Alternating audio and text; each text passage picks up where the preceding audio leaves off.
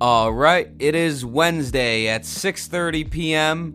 Better late than never for the Miami Dolphins pregame show, or whatever you want to call it. If you're new here, throw me a subscription if you can. If not, fair enough. Anyway, this video almost didn't happen. I almost stunted on you guys. I feel terrible. I actually, typically, I record these videos on my lunches at work, but today I just completely forgot. Monday I drove all the way to Pittsburgh to catch a hockey game. It was a few hours away. It ended at 10 o'clock.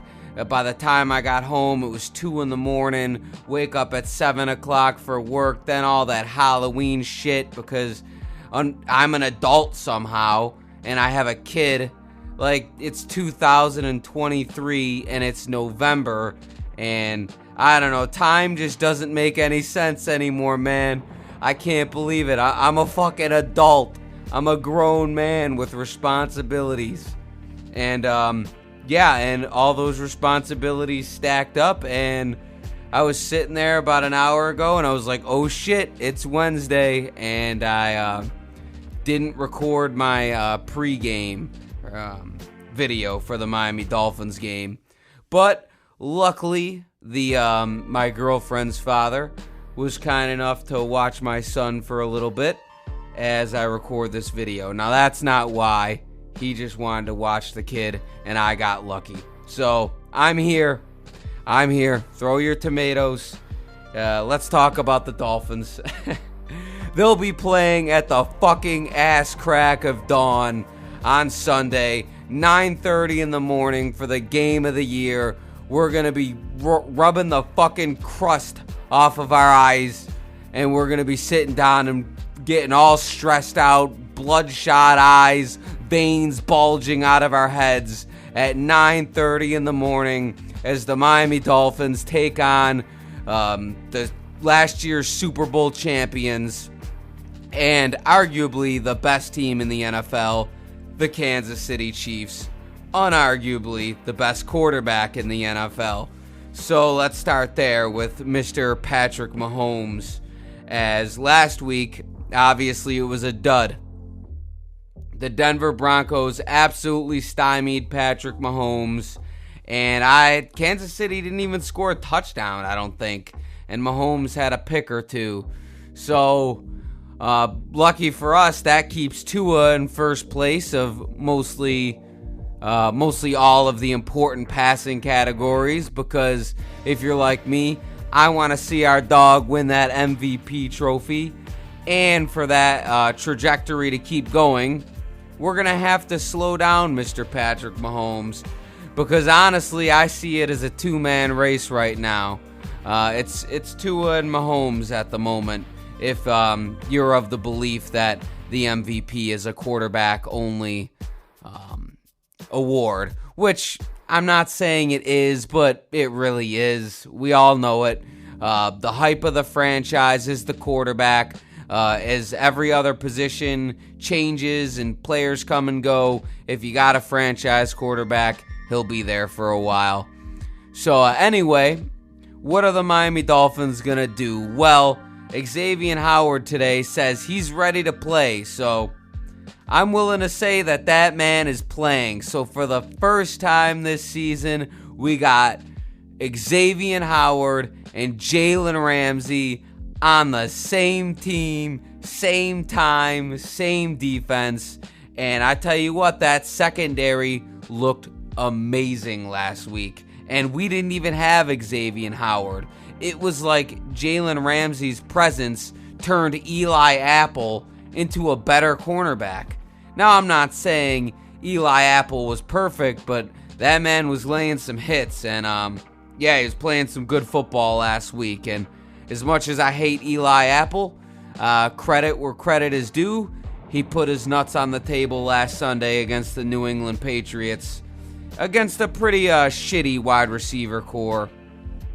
But this week, the wide receiver core, the weaponry for the Kansas City Chiefs, isn't that great. It just isn't. They have that Rice kid, that rookie. I forget his first name. I know I'm a terrible analyst. I mean, but nobody's here for my analytics, right? But that Rice kid is pretty good at football. I've seen him catch some touchdowns, and he's their main receiver. Mahomes is learning to trust him a little more. Isaiah Pacheco, pretty solid running back, but other than Mahomes just being the greatest fucking quarterback I'm not going to say of all time. That would be disrespect to the one and only Tom Brady. And as a late 90s baby, all right, I cannot allow anyone to convince me that any quarterback will ever be as good as Tom Brady. Just like if you're my age, our parents or anyone in their 40s, they're not going to let you tell them that Tom Brady is better than Joe Montana, but he is. Anyway, and in 10 years, they'll be talking about Mahomes, most likely. And I think in order to stop him, we've been doing the past 3 or 4 weeks. That D-line, Jalen Phillips, Bradley Chubb, Christian Wilkins, have been phenomenal for the Miami Dolphins these past few weeks. That's got to keep up, man. Get them in a 3rd and long, and then you got to get a couple of sacks. You got to get there a couple times. Mahomes is going to make his plays. There's going to be times this game where it's 3rd and 10, and Mahomes runs for a first down, and at the time, we're going to be like, I can't believe we let that shit fucking happen. But you got to stay calm and just keep playing the game, one play at a time. And if our D-line gets the better of their O-line, should overall be a pretty positive game for the Miami Dolphins. I know I'm sounding pretty confident as opposed to my usual self when the Dolphins play against a good team, but I really do like our chances. So let's flip this to the other side of the ball. Our guy Tua Tagovailoa, the man himself, leading the league in passing yards, leading the league in touchdowns, leading the league in quarterback rating. This fucking guy. I mean, I love Tua, man. I love him. A video is circulating on social media of the Waddle touchdown pass, and where Waddle's wide open, Tua just throws the ball to him and then turns away and walks away as the fucking guitar music starts hitting. Oh, I fucking love that video. I would include it in my video if I wasn't certain that I would be copyrighted. Although every video for me is copyrighted. In case you didn't know, I am stealing gifs from the highlights of the Dolphins games. That is what it is, all right? I know a way around it if I ever have to do it, but for now, I just don't give a fuck. And I'm going on a tangent that makes no sense. Let's talk Dolphins offense. Tyreek Hill is making, well, it's not in Kansas City, his first game against Kansas City since coming to the Miami Dolphins. The best blessing the Dolphins have received in my lifetime. Mr. Tyreek Hill, yeah, he ain't going to miss this game. He didn't even come up on the injury report today, so good stuff. And possibly we get Teron Armstead back. Connor Williams, I expect to play. I mean, this team should be almost relatively healthy for this game. And we got our main guys, Tua, Reek, Waddle. As long as those guys are on the field, this offense is going to move a little bit. And my concern is actually that the Chiefs' defense is really good. They are really good. That's secondary. They have long arms. They get to the ball. And I think that goes against what Tua does really well.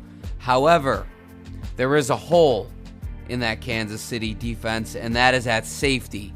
I think this might be a game where we have to cook them up with the long ball a little bit of running and some more deep passing, believe it or not, than usual. We'll see. I mean, I don't know what the over-under is on Tyreek Hill catching a long touchdown, but it's happened every week for the past, fucking 5 weeks. So slam that in there. Tyreek's going to cook one of those safeties and get a long touchdown. And, that's just how I feel about this game. Perhaps it's because it's getting late at night and I'm so sleep deprived that I've become delusional. But I'm going to take the Miami Dolphins to win this game. Let's go. How much of that? I'm going to go 30-27.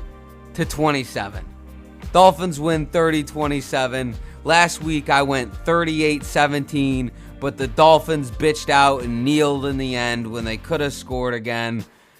This week I'm going 30-27, and that's all I got to say. I hope everyone has a wonderful rest of the week, and I'll see you on Sunday after the Dolphins beat the Kansas City Chiefs. Motherfucker.